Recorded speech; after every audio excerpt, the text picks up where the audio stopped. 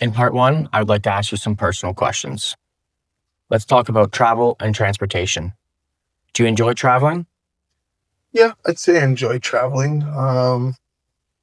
Me and my girlfriend's also from another country, so we like to go back home, travel, go see people, family members, friends. I also like traveling to different places too, checking out new scenery, just new places. What is your preferred mode of transportation? At first, I was a little skeptical about planes flying. I was a little scared to go up in the air. I'm kind of afraid of heights. But after being on a plane so many times to come to Canada and then going with my girlfriend, my significant other, to her country, also back home to my country, I've kind of started to enjoy the flying. And I think probably flying would be my favorite. Have you ever faced any problems while traveling? Nothing too serious. I've had small discrepancies here, like just lost luggage. Once my daughter was stung by a jellyfish in Costa Rica. Just nothing crazy out of the ordinary, but just small stuff here and there. Now let's talk about technology and communication. How often do you use technology to communicate? Oh, I'd say every single day, multiple times a day. I'm always more or less, if I'm not doing regular stuff, I'm usually on my phone, talking to friends, family members. Yeah. What do you think modern technology has improved the way we communicate? Oh yeah, it definitely has. Just being able to, I can call anyone that's in my phone right now, just from sitting here anywhere around the world.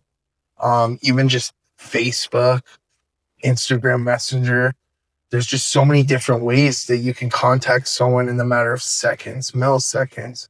So I'd say it's definitely changed and increased. Do you prefer talking on the phone or talking on text? I would say texting is more easier, but if I were to try and tell someone something serious or something like that, I'd probably call because definitely, you can't really get your point across when you're texting. They can't feel your emotions or how you're saying it. They could take it the wrong way. So maybe calling. Now let's talk about weather. What type of weather do you usually enjoy the most? I would definitely say the summer. So like sunny, warm. I did move to Canada, so I do have to deal with winters every once in a while, but I would say it's not too bad because there's still stuff to do in the winters. But I would mostly say summer. Has the climate changed recently over the years from your country?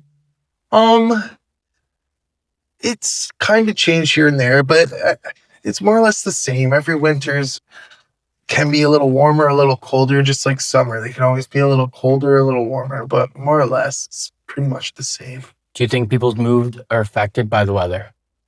Definitely, most definitely, yeah. Summer, yeah, everyone's more happy. You're excited to leave your house, hang out in your backyard, go out. Winter, you're a little more stuck inside, so you're a little more groggy, maybe moody, maybe. But in Canada, I notice some people are still happy in the winter, but more or less, I think it does affect us. Yeah, for sure. That concludes part one. We'll now be moving to part two. Thank you. I'm now going to give you a topic I'd like to talk to you about for 2 minutes. Before you talk, you'll have 1 minute to think about what you're going to say. You can take notes if you wish. Do you understand? Yes. Okay. I'll give you some paper and pencil here. You will have exactly 1 minute to jot down some notes. Okay. Thank you.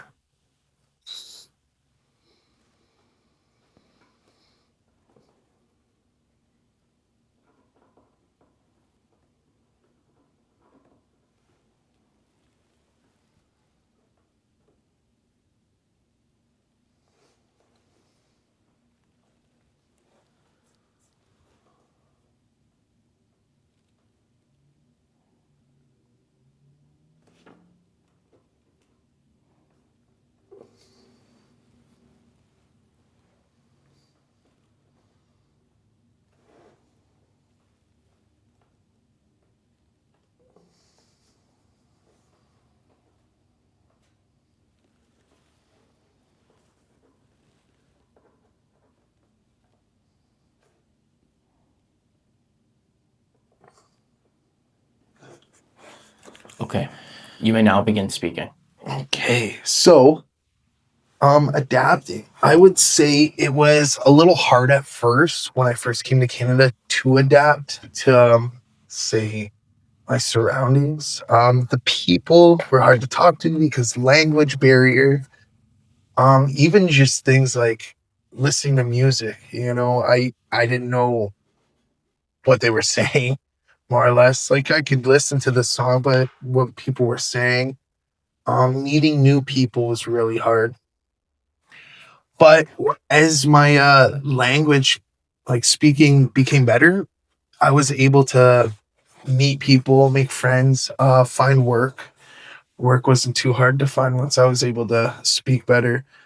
So I'd say it was a little harder at first to adapt, but now it's been getting a lot easier, especially because with adapting, it's kind of you have to adapt, right?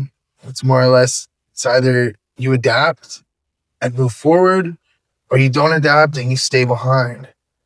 So I'd say it's gotten easier over the years. Definitely.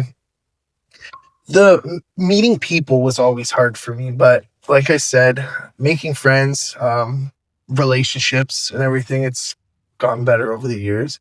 But adapting, you have to adapt, right? When you go to a new country, it's definitely something that you need to do. Okay. Thank you. And that concludes your 2 minutes. Part 2 is over. We'll now move to part 3. Okay. Thank you. We've been talking about adapting to new situations, and I'd now like to ask you some more related questions. Do you think people today are better adapting to changes in their past? Um, People today better adapting to changes than in the past. I don't think people are better at adapting than people in the past. Because today there's so many different styles, so many different groups and different ways that people are. Then compared to like say the past, everyone was kind of doing the same thing. Everybody kind of was in the same line doing. Men would go to work, women, everything was kind of the same thing. So you didn't really have to adapt too much to different things. So I'd say, no, definitely not. And what are some common challenges people face when moving to a new country? uh Meeting new people, finding work, it's hard when your language isn't the same. So I'd say it could be difficult, but to people moving to new countries, it's always good to have an open mind, you know. How important is adaptability in the workplace? Very important, especially in the work that I do. I work in shops with cars, automobiles, so every shop has a different way to get things done or a different style. So you kind of have to adapt to everybody else's style to make sure there's no headaches or. Do you think technology makes it easier or harder for people to adapt? Um, I would say it can be easier to adapt because it helps us communicate to each other better, but it can also keep us hidden from a way to adapt because you can kind of be stuck into your own circle with your own your own reels and your own feed. It's all based off of you. So you don't really get to broaden yourself or adapt to new situations, right? And how can schools prepare to be more adaptable in life? Schools to be more adaptable in life. I would say they could broaden their education a bit more in different people, make it a little bit more welcoming for people to want to learn or adapt to a new situation or a new preference, you could say. Um, there's many ways that the school could go about it, but you know, I feel just as easy as teaching, just teaching you how to, a bit more confidence, right? Okay. Thank you. That concludes part 3. I will now take 2 minutes and I will give you some feedback. Do you want to know what band score you'll get in the IELTS speaking test? Perhaps you want to improve your performance and prepare yourself for the real test? Then why not book an online mock test with us that will last for 25 minutes? 12 minutes of the test itself and 13 minutes of comprehensive feedback, plus we'll give you useful tips on how to make your performance better. So, we know how to help you. Join us. Okay, that was a lot of talking. Do you have any questions? No, thank you very much. I really appreciate that you give me this feedback because I know this will help me. This is exactly what I need. Although my job is hard, I enjoy doing this. because you have already practiced for this part. The last time I'm going to on the exam day, you should make sure. Okay, this is the last time I'm going to talk about IELTS Academy for our generation. Hang out movie and talk about what's in the movie and film.